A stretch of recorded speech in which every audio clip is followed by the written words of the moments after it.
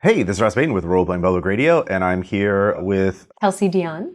of Shadowdark. Well, the Arcane Library technically is the company, but most people know you for Shadowdark, a OSR RPG that was published, 2022, 2023? Yeah, I think 23. I think. Yeah, that sounds right. Yeah. Yeah. Yeah. And has certainly built a lot of community and has done very well in terms of not just the initial Kickstarter, but like supplements that have come out, and is after I ran a one shot of it, which will be up on RPP or Actual Play at some point in the near future, and I was very impressed with it because I think it really gets the essence of what the fun parts of the OSR without being like we have to do what was done in 1978 because that's the way it is, Right. So. Separating the wheat from the chaff, I guess. But Kelsey, where did Shadowdark come from? Like, what is its origin story? Yeah, it's, I think it came from the fact that I did grow up playing a sort of old school style of D&D, and then I moved along with the editions as they changed, starting from second edition, moving up towards what we have now even. And along the way, the style of play that I was used to as a kid, I feel kind of got designed out of the game in some way, like having a really resource intense, like kind of survivalist horror. I kind of noticed that was not as emphasized by the rules in the later editions, and I started to sort of miss that style of play. I started to miss a system that really focused on dungeon crawling, and so after being a developer for third-party like 5th edition material for a while, I kind of started to get this idea I couldn't let go of if I could just redesign a few things, I might make these changes to 5th edition, and it really became this giant undertaking that grew up organically into what became Shadowdark. Oh, so you started, was the 5th ed supplement material the beginning of your RPG writing career, or did you? Pretty much, yeah. That was my first publishing. I hadn't published anything until 5th edition. I had kind of tried to, and I had tried to write some dungeons that I was maybe going to like submit to Dungeon Magazine back in the day, stuff like that. But I never really got anything off the ground, so I really did publish for the first time under 5th edition. Okay. Yeah. And so once you got this idea, I can do this way better than 5th edition, or I don't want to put words in your mouth, but I want to do it my way. How long, like from getting that idea to create the game, like how long did it take you to actually make the game? Yeah, I think around 3 years, really. Okay. Yeah, because it really sort of required a sojourn back into the earlier editions where I had at first experienced this vibe that I was aiming for. And, it started with kind of getting a core design off the ground and then doing some play testing of it and throwing it up against like some classic D&D adventures to see if it was able to thrive in those kinds of games, and lots of that. And between play testing and then writing, art, layout, and all of that, I was basically running all of that myself. So it was a slow process when you're wearing all the hats. Oh, no joke, yeah. Yeah, and then I play tested it for several years at conventions, and we got it really the final little bolt screwed in after about 3 years. Yeah. Great. So in playtesting, I find a lot of times that in your initial draft you write these rules, but and like 80% maybe will click, or some a high percentage will click, but not everything will click. Were there any sort of rules or like things that you on paper were really good, but then like in playtesting you're like, ooh, I gotta change this. Yeah. Oh, for sure. I think one of the biggest ones, I don't want to mess the mic up here. I think one of the original things that I thought was going to be a big part of the game that I ended up pulling out for a lot of reasons was I initially had a skill system in Shadowdark that was similar to what 5th edition does, because I kind of felt that in order to publish, like a modern game, it would want to lean more towards that way of resolving tasks, like having a skill system to pull from. And it kept causing gameplay that I didn't want, and so I'm not like, it kept kind of causing players to look at their sheets as a menu of options rather than what the old school style embraces, which is a little bit more freeform problem solving. And so, I think I'd been trying to force a skill system in because I believed it was needed in order for the game to be taken seriously as a modern game. And then when I pulled it out, I was like, wow, this solved that problem, right? Just in one fell swoop. Not trying to force that kind of thing ended up being a really good outcome for the game and really aligned it much better with the old school principles I was trying to convey. Okay. Yeah, that's actually, I've seen that sort of attitude before, like in Mothership, Sean McCoy talked about not having a stealth skill because he doesn't want to make it just like roll the skate. Okay, you avoid the monster. You don't they want to go into it. So that sort of, I guess that's the OSR principle of rulings, not rules, right? And so for Shadowdark, is that just the entire philosophy, or did you sort of iterate on that, or try and revise it? Because you do have some 5th ed inspired mechanics, like some advantage, disadvantage, and stuff like that. So, what would you characterize Shadowdark's OSR philosophy, I guess? Yeah, I definitely think rulings, not rules is baked in some way, because I think that's a core principle of almost all OSR games. I'm definitely of the belief that you need an underlying rules system and that you just can't ad hoc everything. Right. But I also, on the other side of the coin, believe that it's impossible for lightweight, fast-using rules to simulate reality. And so you need the game master to be able to interpret the core resolution mechanics they're offering into gameplay. So it definitely lines up with rulings, not rules. And there's kind of, one thing I did for Shadowdark, which really helped me through the design process, but I think also helps people running the game, is I actually wrote down the core design pillars in the Game Master section of the book, where I outline, what was I designing the game around, what were the sort of must-have things, and explaining how they worked and why they were sort of sacred cows to the game. And that was really helpful. Some of them were that, time has to really matter. Nothing can obviate the value of a torch. Darkness always has to be a threat, stuff like that. And that really became the true north, throughout the entire design process, was having defined those things early on. And I'm glad I did that.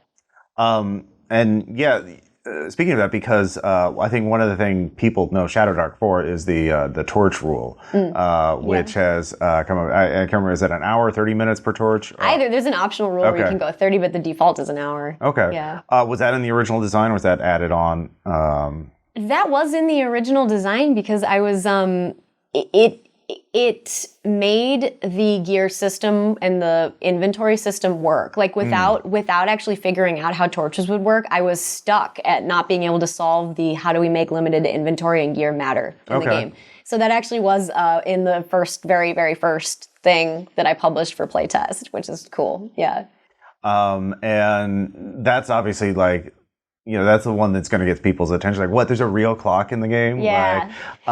What's been the, I'm sure the reactions range the gamut, but were there any reactions that kind of took you off guard? To that? Yeah. Yeah.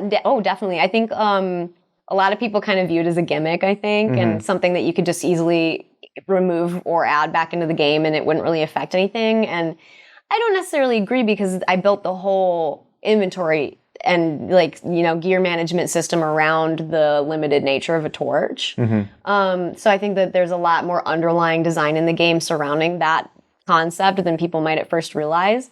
But I think that it's also kind of one of the more standout. I think a lot of people cite it because Shadowdark is otherwise sort of a very workhorse style old school game that's trying not to have intrusive or surprising rules. It's trying to sort of meet your expectations for what a streamlined version of Dungeons and Dragons would be. Yeah. So this is something that's the most different from typical Dungeons and Dragons. Okay, yeah. I think that's why a lot of people sort of latched onto it as an iconic part of the game, because it's one of its standout differences. Okay, yeah. And I don't know, a lot of people, I think a lot of people like it.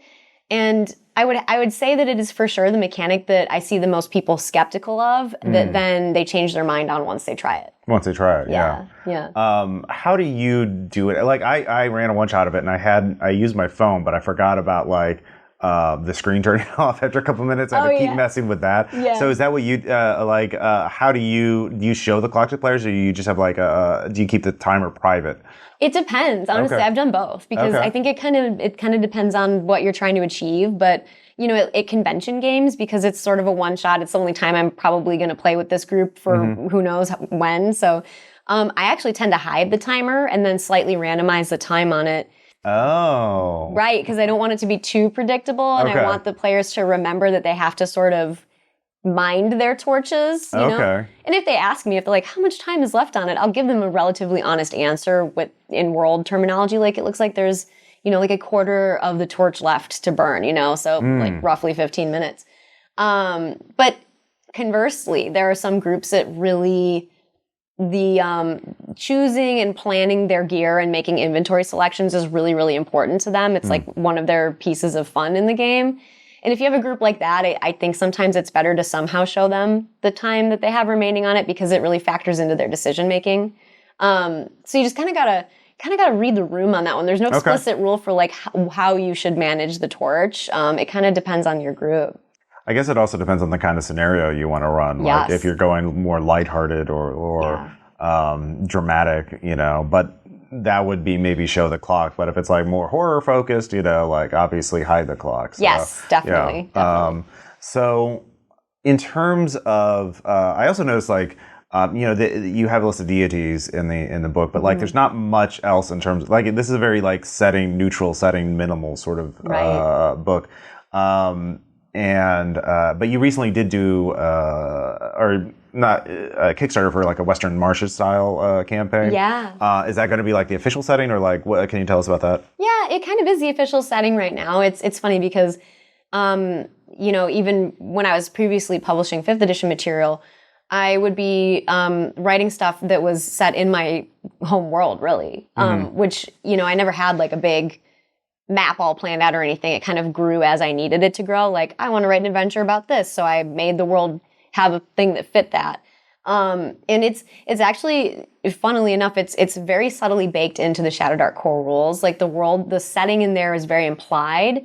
But if you like examine the role tables and the generative tables and stuff, there's a lot of continuity between them. You know, like there's, you know, a group of bandits mentioned across the board in several role tables by the same name and stuff. And so those are sort of hints. But what the thing we're releasing, which is called the Western Reaches, does is take like every adventure and piece of lore I've written ever, really, that I've ever published, and kind of presents it as the world that I myself have been running for my groups for, like, you know, however long, 10 years maybe. So yeah, cool. It's contiguous. And that's still, are you doing post backer kit or what platform was it on? Was it on backer kit? It was on Kickstarter, and we're doing like late pledges through Kickstarter, and actually I think you can late pledge through backer kit. That might have been what I saw. Yeah. So that's very cool.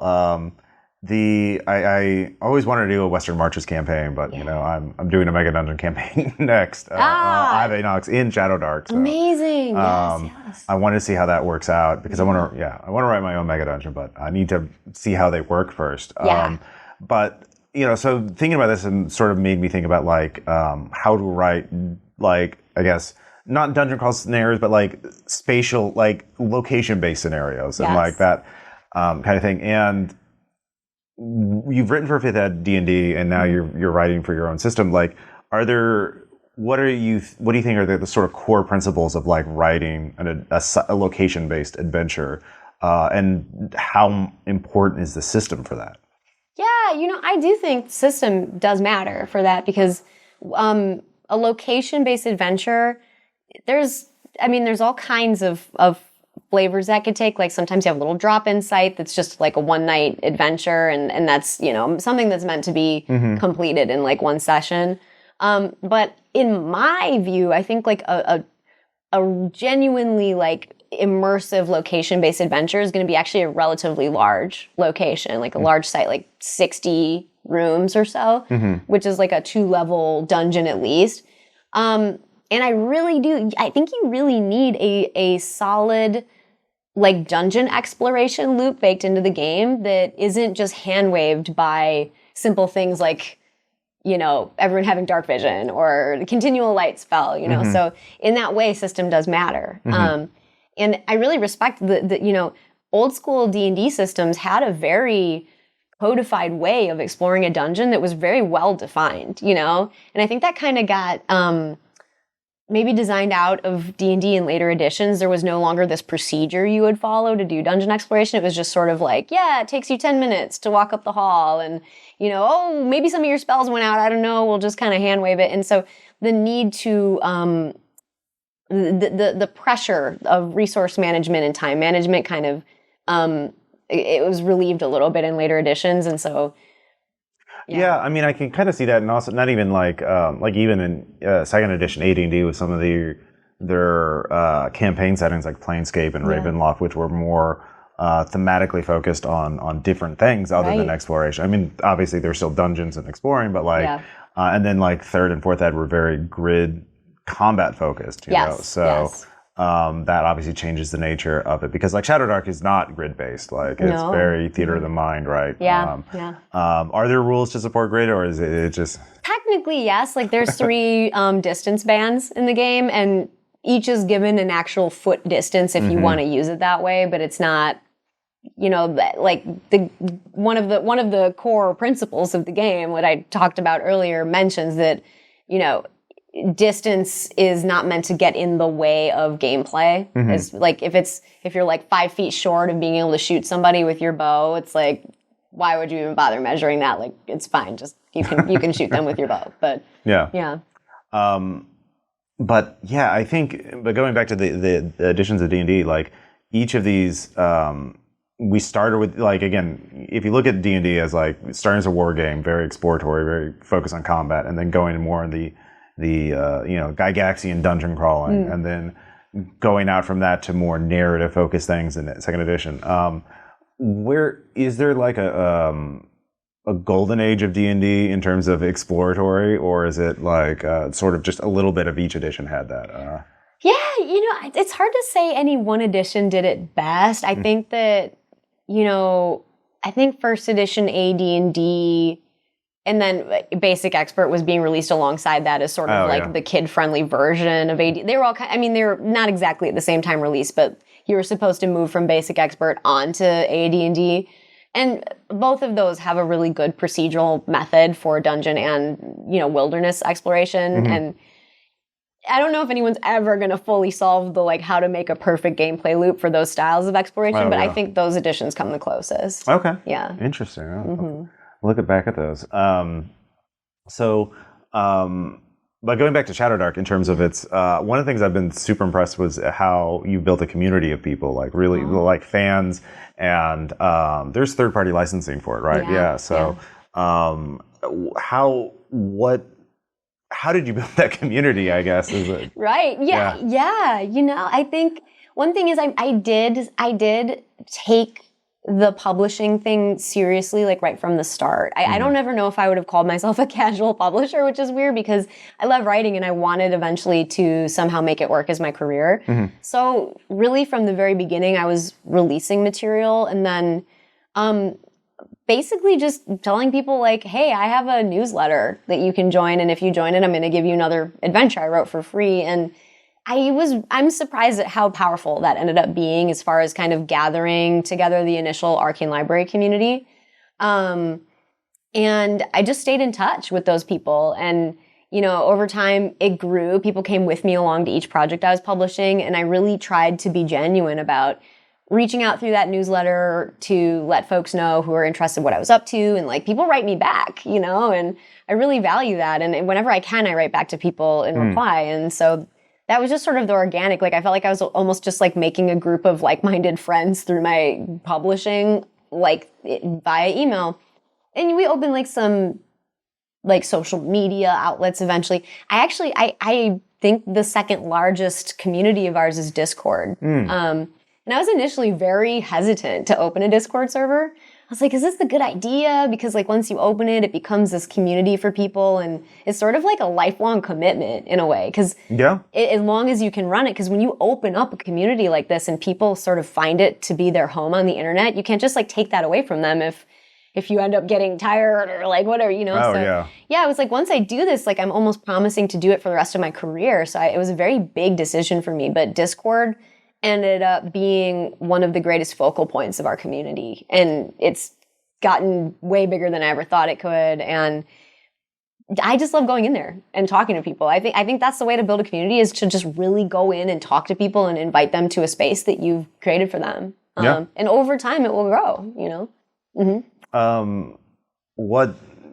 Obviously the community is creating a lot like interesting, really cool content. What are some of the highlights that have like really like, I guess, impressed you or surprised you? Oh gosh, I'm blown away by the adventure writing talent in our community and the creativity. I think people really find it fun and playful to design, especially like character options and stuff for Shadowdark. I think one thing I've heard a lot that I really love is that people feel their creativity is kind of unfettered, you know, and they don't feel like there's a lot of restriction and limitation to how they have to design. It's like very approachable. So I just love to see people putting work out for the first time, like publishing for the first time ever with Shadowdark. It's just like, it's an amazing honor to know that people would choose your system to do that. And then, we have a third-party publisher this year at Gen Con who got a Judge's Spotlight Award for his Shadowdark product. He writes a zine called Letters from the Dark. And it's the 7th one, and it's themed around like extraterrestrials, which is so cool. We're gonna have it at our booth actually. And he got like an Emmy nomination for that, which is just amazing that they're third-party publishers. And last year, a writer named Sarsa Victory won an Emmy for a free Shadowdark adventure he released. So it was just so amazing to see that, like this level of quality and you know, acceptance by the gaming community already, like getting Emmys and stuff, like just wild. Yeah. That's cool.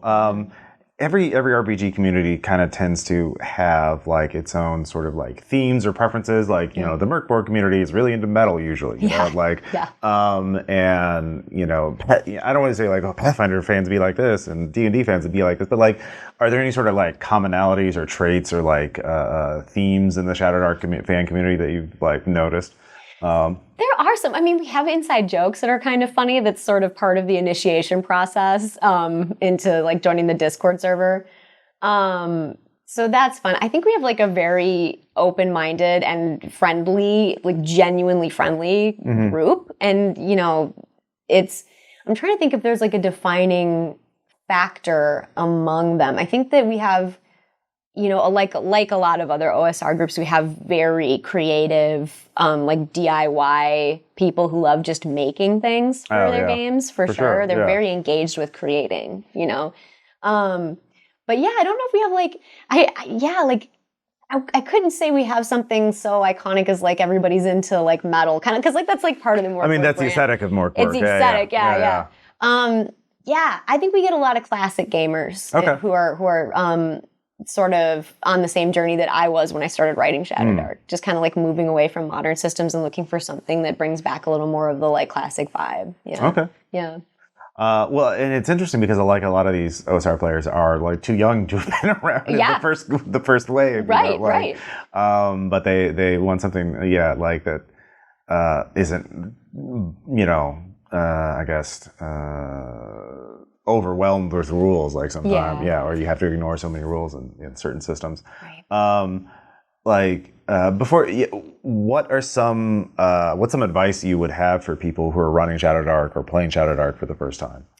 Yeah, I think be patient with yourself, because there's definitely, you know, if it's the first time you're running it, there's going to be a few things that are different. But Shadowdark has a strange phenomenon where it's close enough to D&D that you sometimes assume a rule is true, but it turns out it's actually not, and that's coming from your D&D knowledge. And everybody runs into that. I have. But like, be patient with yourself.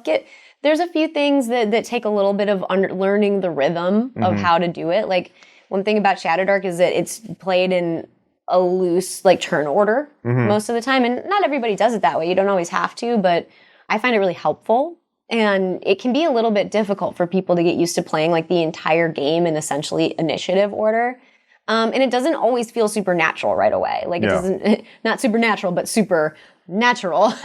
It takes a little bit of getting used to. So I would say give yourself a chance to give that a try, and then don't be too strict. Don't be too strict. The rules are not meant to inhibit you. They're meant to make running the game easier. Cool. And so, and how can people find out about Shadowdark on the internet? Yeah, I mean, you can just Google the word Shadowdark. You can go to my website, which is thearcanelibrary.com. Those are the two main hubs. That's where I'd say, yeah. All right, and that has a link to join the Discord, I imagine. It does. Cool. Well, thank you very much, and I look forward to running more Shadowdark in our PPRs. Awesome. Thank you so much. All right, thank you.